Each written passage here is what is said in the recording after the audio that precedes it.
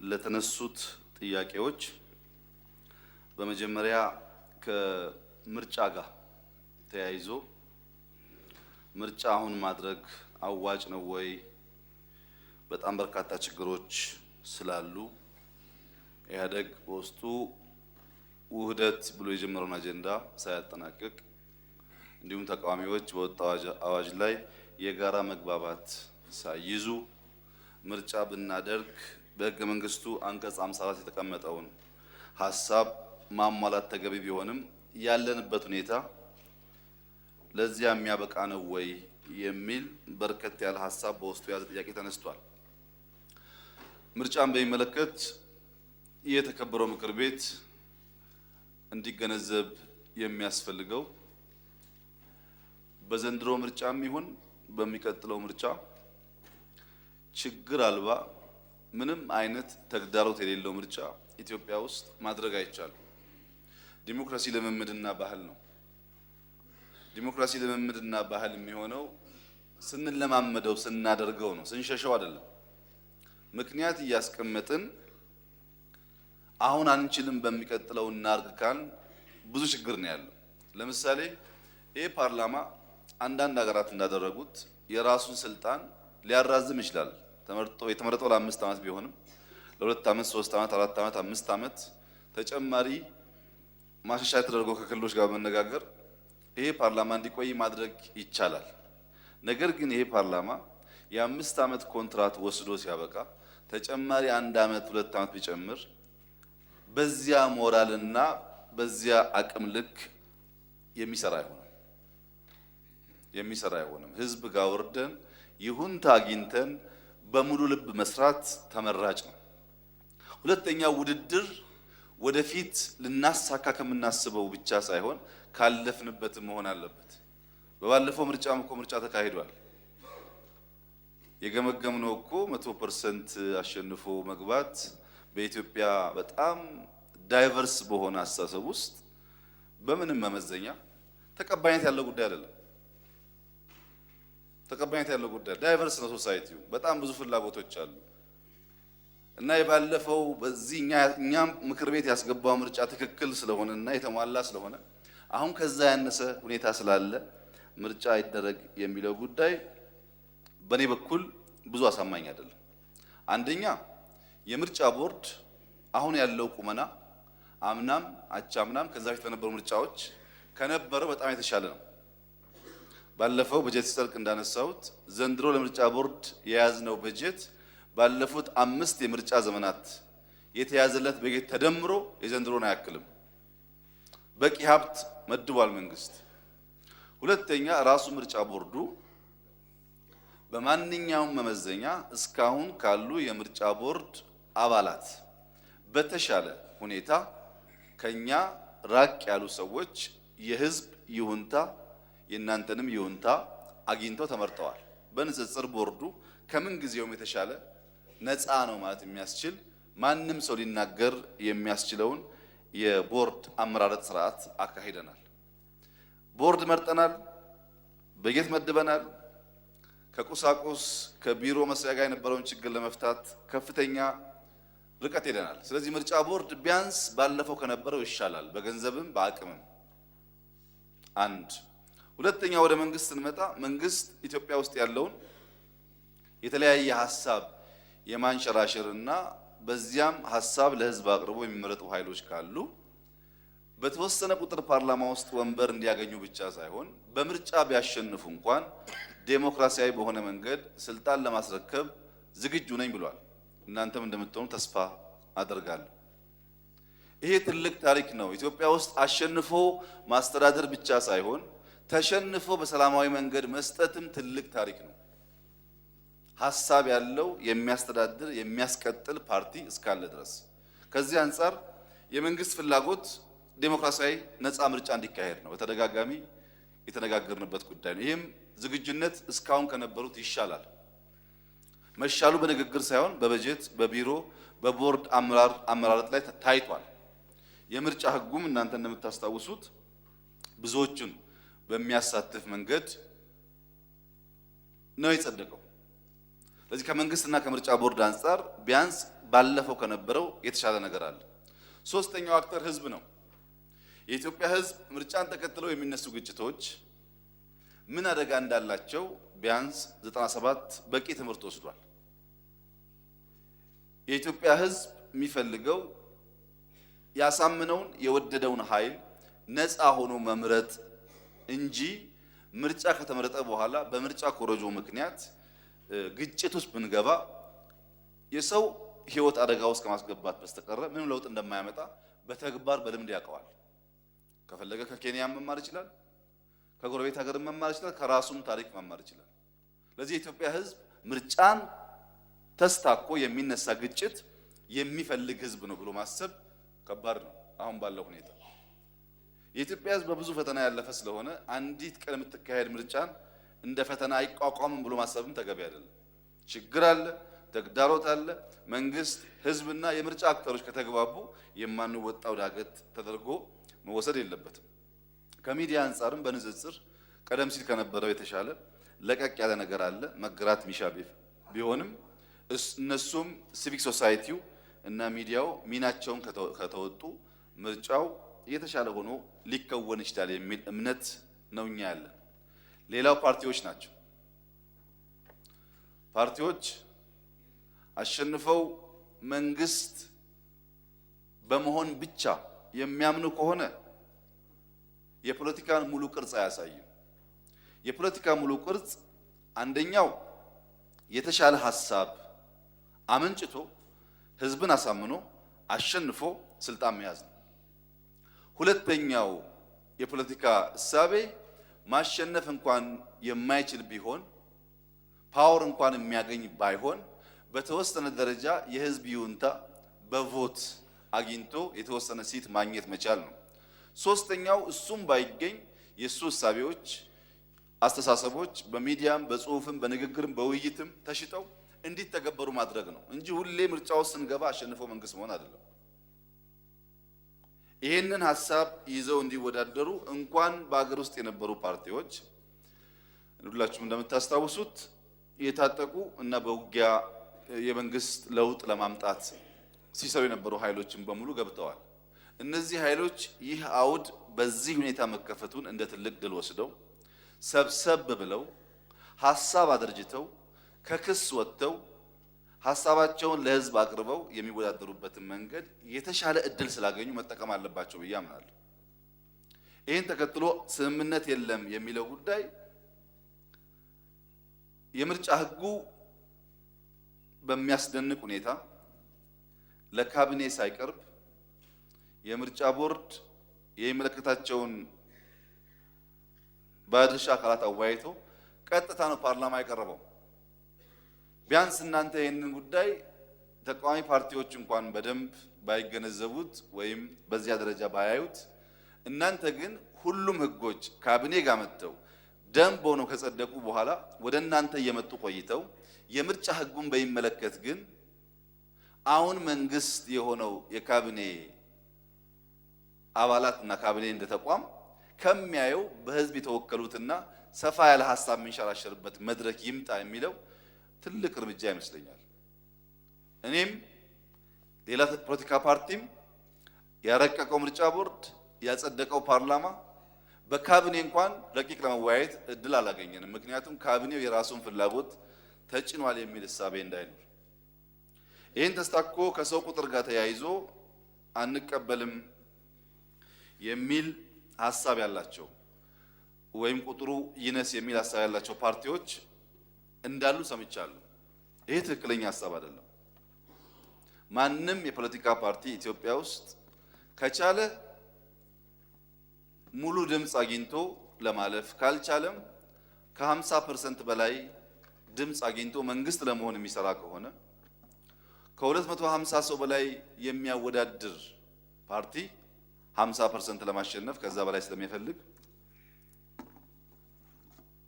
ቢያንስ በሚሊዮን ሰዎች ድጋፍ የሚያስፈልገው ፓርቲ በጥቂት ሺዎች ይወዳደራሉ ማለት ሲጀመር መንግስት የመሆን ሐሳብ የለውም ማለት ነው። ሲጀመር መንግስት የመሆን ሐሳብ ከሌለ ደግሞ ምርጫ ውስጥ ጊዜ ማባከን አያስፈልግም። መንግስት ለመሆን የኔ ግሩፕ የሚያንስ ከሆነ ከሌሎች መሰል ግሩፖች ጋር ሰብሰብ ማለት ይቻላል። ያን ተቀብለው የፖለቲካ ፓርቲዎች እንደሚገቡ ተስፋ አደርጋለሁ። ዝም ብሎ በቤተ ዘመድ በጓደኛ በምናምን መደራጀት ከሆነ አሁን 107 ነን ይቀጥላል ይሄ ጉዳይ። ሰብሰብ ለኢህአዴግም ሰብሰብ ሌሎችም ያስፈልጋል ብዙ ኮስት ስላለውና ኃላፊነት መውሰድም ስለሚጠይቅ። ከዚህ ጋር ተያይዞ የኢህአዴግ በውስጡ ያለው ሁኔታም ተነስቷል። በቀደም እንዳነሳሁት አንድ አባወራ ሲሞት ልጆች ይበተናሉ እንደሚባለው ኢህአዴግ አንድ ሲሆን ወይም ሲበተን ኢትዮጵያ ትሞታለች የሚለው ሐሳብ ከድንቁርና የመነጭ ነው። ኢትዮጵያ የኢህአዴግ አባት እንጂ ኢህአዴግ የኢትዮጵያ አባት አይደለም። እኛ ከሌለን ሀገር የለም፣ እኛ ከሌለን መንግስት የለም የሚባል ነገር ስህተት ነው። የፓርቲ እሳቤ ሳይኖር ኢትዮጵያ ነበረች። ፓርቲ እኮ 40 ዓመት ነው ኢትዮጵያ ውስጥ። በእናንተ እድሜ ነው ፓርቲ የተጀመረው ኢትዮጵያ ውስጥ። ነበረች ኢትዮጵያ። የኛ ስምምነት የኛ አንድነት ሰላም ያመጣል፣ ልማት ያመጣል፣ እድገት ያመጣል። ጥሩ ነው፣ ትክክል ነው። እኛ ከሌለን ኢትዮጵያ የለችም ግን ትክክል ያልሆነ ዴፊኒሽን ነው። ኢህአዴግ ቢኖርም ባይኖርም ኢትዮጵያ ትቀጥላለች። ኢህአዴግ አንድ ቢሆን ባይሆንም ኢትዮጵያ ትቀጥላለች። ይሄንን ፋውንዴሽኑን ማመን አስፈላጊ ነው የሚሆነው። በውስጥ ኢህአዴግ ውስጥ ያለው ውይይት ብዙዎቻችሁ ኢህአዴግ ከፍተኛ አመራር ስለሆናችሁ የምታውቁት ጉዳይ ነው። ላለፉት ምናልባት 5-10 ዓመታት ጥናት ሲካሄድ በየጉባኤው የአንድነት የህብረት ጥያቄ ሲነሳ ቆይቷል። በአዋሳው ጉባኤ ላይ ብዙዎቻችሁ እንደተሳተፋችሁት በሙሉ ድምጽ ጉባኤተኛው በሙሉ ድምጽ የሚቀጥለው ጉባኤ ከመምጣቱ በፊት የኢህአዴግ ምክር ቤት ስራውን ካጠናቀቀ ውህደቱን ይፈጽም ብሎ ውክልና ሰጥቷል። እንግዲህ ጉባኤ ትልቁ የድርጅት አካል ስለሆነ ጉባኤ የወሰነውን ከዛ በታች ያሉ ተቋማት ማስፈጸም እንጂ መሻር ተገቢ አይደለም በዲሲፕሊን። ነገር ግን ውይይት ላይ ነው ያለነው፣ የተቋጨ ጉዳይ አይደለም። እየተወያየን ያለነው በቅርቡ ውይይታችንን ቋይተን ውሳኔያችንን እናሳውቃለን። በዚህ ጉዳይ ውስጥ ውህደቱ አያስፈልግም የሚል ሐሳብ እስከዛሬ ሰምቼ አላውቅም። ውህደቱ አሁን ባይሆን እንደተባለው በጣም በርካታ ችግሮች ስላሉ ጊዜው አሁን አይደለም የሚል ሐሳብ በስፋት ይነሳል ከተለያዩ አባላት ከተለያዩ ፓርቲዎች በግለሰብም በፓርቲም ደረጃ። አሁን መሆን አለበት፣ ፈተና አለ፣ ችግር አለ፣ ግን አሁን አንድ ሆነን ህዝባችን አንድ ማድረግ አለብን የሚል ሐሳብ ያላቸው ሰዎች አሉ። አንድነቱም በኦፕሽን ነው። ምን አይነት አንድነት ነው የሚፈለገው የሚልም በኦፕሽኑ ጥናቱ ያቀረበው። ጥናቱን በጋራ ካየን በኋላ ምክር ቤት የሚያጸድቀው ይሆናል። ያ ከሆነ መንግስት ኢህአዴግ ተብሎ ስለሆነ ያሸነፈው መንግስት ሌጂቲሜት አይሆንም የሚል አርጊውመንት ያላቸው ሰዎችም አሉ። ኦህዴድ የሚባል ድርጅት ኦሮሚያ ላይ ተወዳድሮ ካሸነፈ በኋላና 100 ምናምን ወንበር እዚህ ካስቀመጠ በኋላ በባለፈው ጉባኤ ኦዲፒ ሲባል ሌጂቲሜሲ ጉዳይ አልተነሳም። ብአዴን የሚባል ፓርቲ አዲፒ ወይም አዴፓ ሲሆን ጥያቄው አልተነሳም። በስም ለውጥ የሌጂቲሜሲ ኢሹ ይነሳል ወይ ከህግ አንጻር የሚለውም ውሃ የሚቋጥር አርጊውመንት አይደለም። መንግስትና ፓርቲ መለየት ነው። ይሄን መንግስት ያቋቋመው ይሄ ምክር ቤት ነው። ይሄን መንግስት የሚያፈርሰው ይሄ ምክር ቤት ነው፣ ኢህአዴግ አይደለም። ጠቅላይ ሚኒስትሩን የሾመው ይሄ ምክር ቤት ነው። ኢህአዴግ ካንዲዴት ነው ያቀረበው። ይሄ ምክር ቤት ሲፈልግ ኢህአዴግን አማክሮ ሳይፈልግ ኢህአዴግን ሳያማክር ጠቅላይ ሚኒስትሩን ከስልጣን ሊያወርድ ይችላል፣ ካቢኔ ሊበትን ይችላል። ይሄ ምክር ቤት በውህደት ውስጥ አልቀበልም ብሎ የተዋሃደው ኃይል አብላጫ ድምጽ ኖሮት መንግስት መፍጠር የማይችል ከሆነ ሌጂቲሜሲ ኢሹ ሊሆን ይችላል። ከዛ በመለስ ግን የመንግስትና ፓርቲና ኢትዮጵያን አንድ አድርጎ ማየት ተገቢ አይደለም። ይሄን ደግሞ ለውይይትና ለሐሳብ መንሸራሸር ክፍት መሆንም ጥሩ ነው። ልክ እንዋሃድ ሲባል ሁሉም በአንድ ድምጽ እሺ ብሎ የሚዋሃድበት ፓርቲ አይደለም ኢህአዴግ። ይከራከራል፣ ይወያያል፣ ይወስናል፣ በአብላጫ ድምጽ ይሰራል። የማይፈልግ ደግሞ ይወጣል። እንጂ ውይይት አያስፈልግም፣ ሀሳብ አያስፈልግም የሚባል ነገር እንኳን ዛሬ በሪፎርሙ ድሮም ተገቢ ስላልሆነ በውይይትና በንግግር የሚሆነውን ማየት አስፈላጊ ይመስለኛል። በዚህ አግባብ ቻሌንጆች አሉብን። በሰላም ባነሳችሁት ልክ ነው አይደለም የሚለውን በኋላም በሰላም ጉዳይ እመለስበታለሁ። ነገር ግን ምርጫውን ማድረግ በብዙ መንገድ ይጠቅመናል። እንፈተናለን። እናንተም የኢትዮጵያ ሕዝብም መንግስትም ሁላችንም በተባበረ ክንድ ከሰራ ነው ግን እናሳካዋለን። ፈተና አልባ ምርጫ ባይሆንም የተሳካ ምርጫ ማካሄድ ይቻላል። ይህንን ቆርጦ መስራት ነው የሚሻለው የሚል ሀሳብ ነው እኛ ያለን። ከወሎ ሕዝብ ጋር ተያይዞ ለተነሳው ጥያቄ በቅርቡ ወሎ ነበርኩ። የደሴው ጉዞ ካልተቆጠረ በስተቀር ደሴ ነበርኩ። እርሳቸው እንዳሉት የከሚሴም ህዝብ የድሬዳዋ የሐረር ህዝብም በተደጋጋሚ ጥያቄ ያቀርባል። ያ ፕሮግራም ሲመቻች ያን ህዝብ እናናገራለን። ጥያቄውን ላለመቀበል ወይም ህዝቡን ጥያቄ ላለመቀበል ሳይሆን ያው እንደሚያዩት ስለሆነ ነው። አመቻችተን እናናግራቸዋለን። ከሱ ጋር ተያይዞ ላነሱት የትጥቅ በክልሎች መካከል የትጥቅ ፉክክር የቃላት ጦርነት አለ ላሉት ትልቁ ችግር የዓለም ህዝብ እና መደመርም እያነሳ ያለው ከባለፈው ታሪክ ስህተት ተምሮ አለማረምና የባለፈን ወረት አለመጠቀም ችግር። በአንደኛው የዓለም ጦርነት ከ13 እስከ 15 ሚሊዮን ህዝብ የሞተ ሲሆን የዓለም ህዝብ ግን አልተማረም። የሁለተኛውን የዓለም ጦርነት ቀሰቀሰ። የሁለተኛው የዓለም ጦርነት ከ65 ሚሊዮን በላይ ህዝብ ቀጠፈ። ባለመማር በብዙ እጥፍ ሰው ሞተ።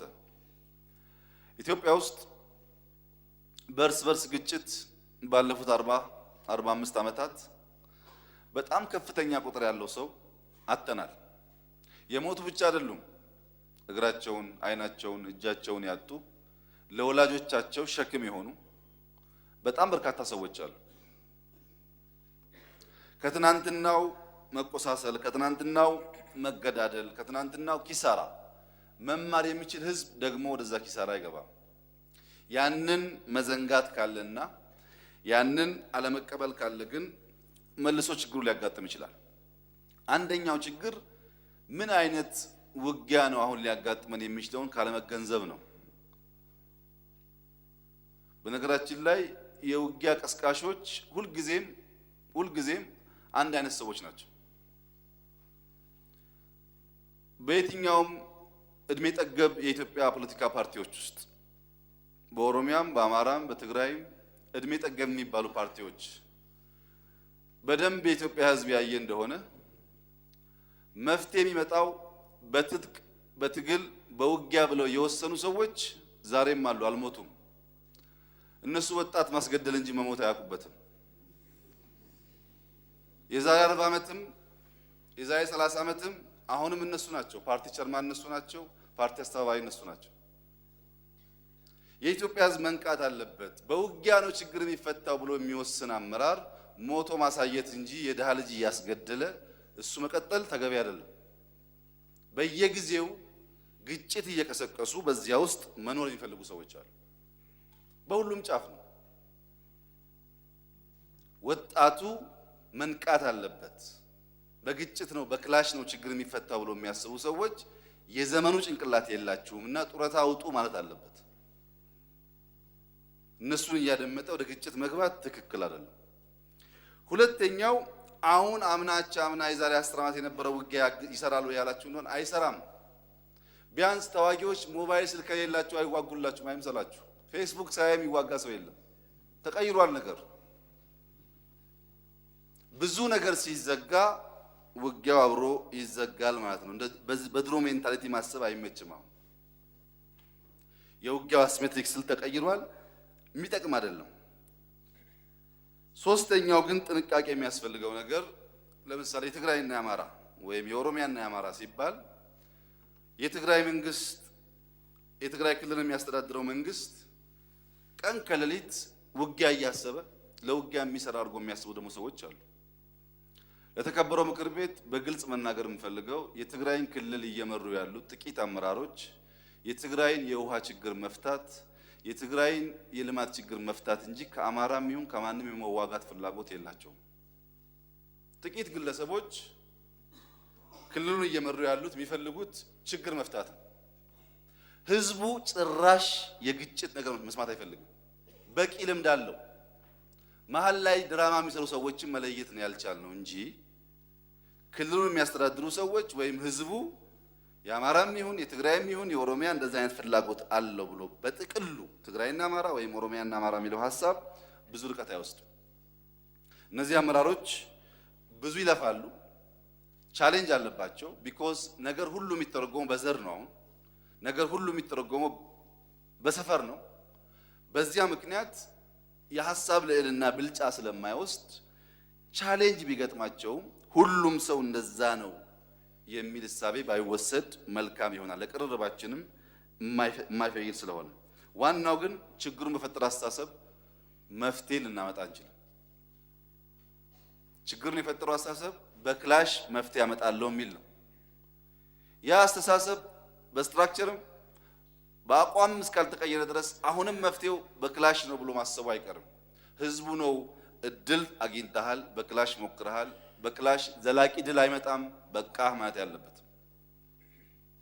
ያን ለማድረግ የተባበርን እንደሆነ ችግሩ የተፈታ ይሄዳል። የአማራና የትግራይ ህዝብ ልክ የኢትዮጵያና የኤርትራ ህዝብ ተሰዳድቦ ተዋግቶ ተጋሎ መጨረሻ እንዳፈር ነው ሁላችንም ከመሆን በስተቀረ አማራና ትግራይ ለዘላለም መለየት አይቻልም። በስሜት ሊጋጩ ይችላሉ፣ በስሜት ሊሰዳደቡ ይችላሉ።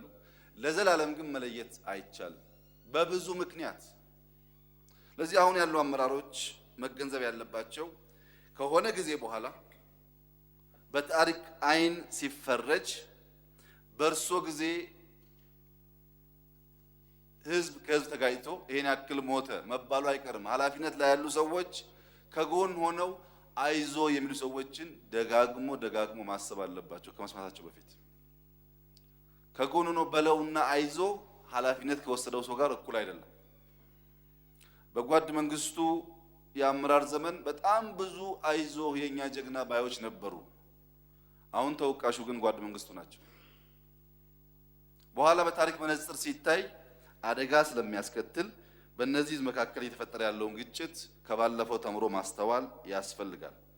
የክልሎች ትጥቅ በሀገር ደረጃ ልዩ ኃይልን በለው ፖሊስን በለው አልፎ ወታደርን በለው የታጠቀው ትጥቅ በአንዳንድ ሀገራት ግለሰቦች ከሚታጠቁት ትጥቅ ያነሰ እንጂ የተሻለ አይደለም። ኋላ ቀር መሳሪያ ነው የሚታጠቀው።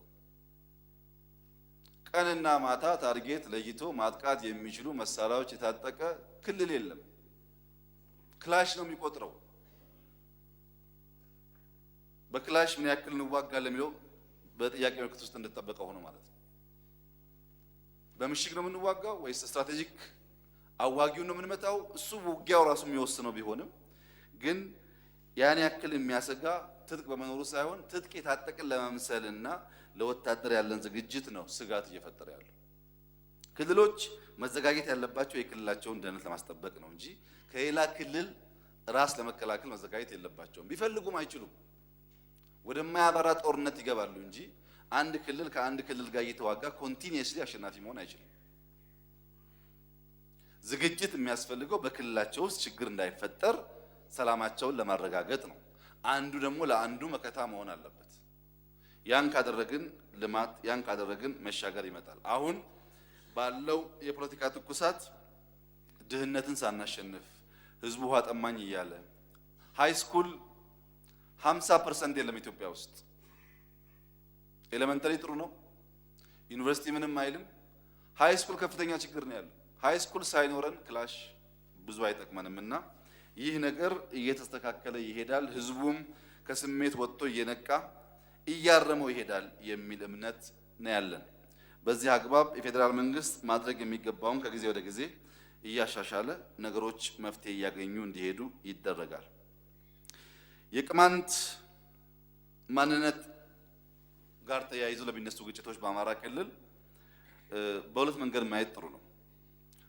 ልክ ቅድም እንዳነሳሁት ያው የቅማንት ህዝብና የአማራ ህዝብ በድንበር መለየት የማይቻል አንዳንድ ቦታ በቤተሰብ መለየት የማይቻል በባልና ሚስት መለየት የማይቻል በወንድምና እናት መለየት የማይቻል በእጅጉ ለሺህ ዓመታት ተቀላቅሎ የኖረ ህዝብ ነው። ባለፉት ዓመታት ጥያቄዎች ነበሩ። የአማራ ክልል ምክር ቤት ከተነሱ ጥያቄዎች ምናልባት 99%ቱን መልሶ ያልተመለሱ 3 ቀበሌ ነው። ጎንደር ላይ በአካል እጅ አነጋግሬያቸዋለሁ። እዚህም ቢሮዬ ከቅማንትም ከአማራም የተውጣጡ የሀገር ሽማግሌዎች አነጋግሬያለሁ። ለቅማንትም ለአማራም የሚበጀው ለ3 ቀበሌ ብዙዎች መግደል ሳይሆን አንድ ሰው መግደልም ጥፋት ስለሆነ ቆም ብሎ መወያየት ነው። ሁለተኛ በእነዚህ ግጭት ውስጥ እሳት እያቀጣጠሉ እየሞቁ መኖር የሚቻል የሚመስላቸው ኃይሎችም ካሉ ስህተት ነው። ህዝብና ህዝብ ሲጋጭ ለጊዜው ይመስላል እንጂ ውሎ አድሮ ወደዛ መሸጋገሩ አይቀርም፣ ትራንስፎርም ሆኖ አይቀርም። ነገር ግን ኃላፊነት ላለመውሰድ ደግሞ ግጭት በተፈጠረ ቁጥር እኛ አይደለም ሌላ ኃይል ነው የሚያጋጨን ካልንም አንፈታውም ችግሩ። ከአማራ ህዝብ ከአማራ ክልል መንግስት በላይ ለቅማንት የሚቀርብ አንድም ህዝብ የለም። በደምም በባህልም በቋንቋም በአብሮነትም የአማራ ህዝብና መንግስት ኢንፍሉዌንስ የማያደርገው የቅማንት ማህበረሰብ ሌላው ኢንፍሉዌንስ ያደርገዋል እያልን ከምናስብ ምን ባንሰራ ነው ብለን ራሳችንን መጠየቅ አስፈላጊ ይሆናል። ለኛ ቅርብ የሆነውን ኃይል ሰላም በነፃ አይገኝም፣ ዋጋ ያስከፍላል። መሄድ ይጠይቃል፣ መለመን ይጠይቃል፣ ማባበል ይጠይቃል። ያን ዋጋ አስከፍለ መመለስ ያስፈልጋል። በእነዚህ ህዝቦች መካከል በሚፈጠሩ ግጭቶች ሰዎች ይሞታሉ እንጂ ሰዎች ይጎዳሉ እንጂ አማራና ቅማንት ለዘላለሙ አይለያይም። ስለዚህ በእንደዚህ ዘላቂ ድል በማያመጣ ጉዳይ ላይ የሚሳተፉ ሰዎች ኮንሽስሊ ከዚህ ጉዳይ ራሳቸውን ቢጠብቁ ይሻላል ብዬ በግል እመክራለሁ። ፌዴራል መንግስት ግን በአማራና ቅማንት ብቻ ሳይሆን በሶማሌና በኢሳና በአፋር መካከል 3 ቀበሌ ናቸው እዛ የሚያጋጩት። በእነዚህ ምክንያት የሰው ህይወት ያልፋል። ከሁለቱ ክልል አመራሮች ጋር ስንወያይ የጸጥታ ተቋማትን ጨምሮ ሁለቱም ክልል አመራሮች ይሄ ኃይል ከኛ የመጣ ኃይል አይደለም ይላል። አሁን መንግስት እዛ ያለውን ፖሊስ፣ እዛ ያለውን መከላከያ፣ እዛ ያለውን ኃይል በሙሉ ከዚያ ቀጠና አውጥቶ ልዩ ኃይል አስገብቷል፣ ስፔሻል ፎርስ አስገብቷል። በጥቂት ሳምንታት ውስጥ እናያለን ውጤቱ። ግን ሁሉም ሰው ከውጭ እየመጡ ነው የሚያጠቁን እያለ የሚያስበው ነገር ኃላፊነት ላለመውሰድ የሚያስቸግር እንዳይሆን እያንዳንዱ ሰው በየዕለቱ በሱ የስልጣን ቁጥጥር ውስጥ ያሉትን ኃይሎች ማወቅ አስፈላጊ ነው። የቅማንትም በዚሁ አግባብ የፌዴራል መንግስት የክልሉ መንግስት ጥያቄ ስላቀረበ ኢንተርቪን አድርጎ ገብቶ እየሰራ ነው። ውጤቱን አብረን እናያለን። ወንጀለኞች ለህግ ይቀርባሉ። ሰው እንዲሞት እንዲገደል ያደረጉ ለህግ ይቀርባሉ። በዚህ አግባብ መፍትሄ እያገኘ ይሄዳል። እዛ ሆነው ጉዳዩን የሚያባብሱ ኃይሎች ግን በእርግጠኝነት ዘላቂ ማሸነፍ ዘላቂ ድል እንደማያረጋግጡ አውቀው ከዚህ እኩይ ተግባር ቢቆጠቡ ጥሩ ነው የሚል ሐሳብ ነው ያለኝ። ሌላ ከመንገድ መዝጋት ጋር ተያይዞ የተነሳው መንገድ መዝጋት የኋላ ቀር ፖለቲካ ውጤት ነው።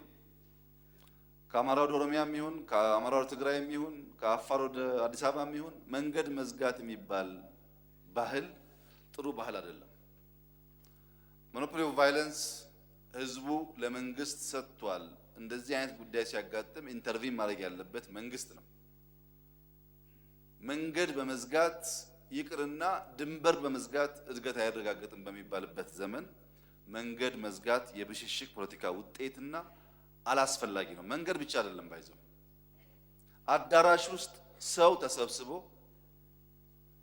መንግስት ለመቃወም ወይም ጠቅላይ ሚኒስትሩን ለመሳደብ በሚሰበሰብበት ወቅት አዳራሽ ገብቶ መረበሽም ትክክል አይደለም። ሰው በሰላማዊ መንገድ እንዲሰለፍ፣ ሰው በሰላማዊ መንገድ በአዳራሽ ሀሳቡን እንዲገልጽ ካላለማመድን በስተቀረ ወደ አመጽ መግባቱ አይቀርም። እንደዚህ አይነት ያልተገባ ተግባር ያኛውንም በቅጽበት ለማስተካከል ሙከራ እንደተደረገው ሁሉ ወደፊትም ጥንቃቄ ማድረግ ያስፈልጋል። ላያዋጣ ነገር ዘግተን ላንዘጋው ነገር ማለት ነው። የሚዘልቅ ቢሆን ባልከፋ ነበር። ዘግተን መዝጋት ለማንችለው ነገር ምናልባት 1000 ሰው ለመከላከል 1 ሚሊዮን ሰው ማስቆጣት ኪሳራ ነው። ከፖለቲካም አንፃር ቢሆን የአማራና የኦሮሞን ሕዝብ ለይቶ ማቆም በማይቻልበት የአማራና ትግራይ ሕዝብ ለይቶ ማቆም በማይቻልበት ሁኔታ መንገድ መዝጋት ኋላ ቀር ፖለቲካ ነው። ከዚህ አይነት ሁኔታ እየወጣን ካልሄድን እንደ ሀገር ጉዳት የሚያመጣ ስለሆነ ታሳቢ ማድረግና ማረም ያስፈልጋል። የባለፈውም የማስተካከያ እርምጃ እየተወሰደ ነው። ወደፊትም በዚህ አግባብ ማስተካከያ ቢደረግ ጥሩ ነው። በድምሩ ከክልሎች ግንኙነት ከትጥቅ ከምርጫ ጋር ተያይዞ ከሰላም ጋር የተነሳውን ጉዳይ ኋላም በዝርዝር መለስበት ሆኖ አሁን ያለው ሰላም እስካሁን ከነበረው በጣም የራቀ ችግር እንዳለው እያስመሰለ ያለው በተደጋጋሚ የምንሰማው ዜናም እንዳይሆን ስጋት አለኝ። ችግር አለ። ችግሩን ግን በልኩ መመዘን ቢቻልና ከፊት ያሉ ፈተናዎች እያንዳንዱን ለይተን ሊስት አድርገን እንደ መንግስት እንደ ህዝብ ከሰራንባቸው የማይታለፉ አይደለም። በተደጋጋሚ እንዳልኩት አሁን ያለው ስሜት ይረግባል። በተደጋጋሚ እንዳልኩት አሁን ያለው የማባላትና እሳት መለኮስ ጉዳይ ይረግባል። አብዛኛውም የሚያባሉን ሰዎች እድሜ ጠገብ ፖለቲከኞች ስለሆኑ ባዮሎጂም የራሱ ቻንስ ስላለው ብዙዎቹ ይረግፋሉ። ኢትዮጵያ ሁሌም እንደሚባለው ዘመን በሚዋጅ ሀሳብ እና ብቃት ወደፊት ትቀጥላለች። ወደ ኋላ የሚመልሳት ነገር አይኖርም የሚል እምነት ነው ያለኝ። የፕሬዝዳንቷን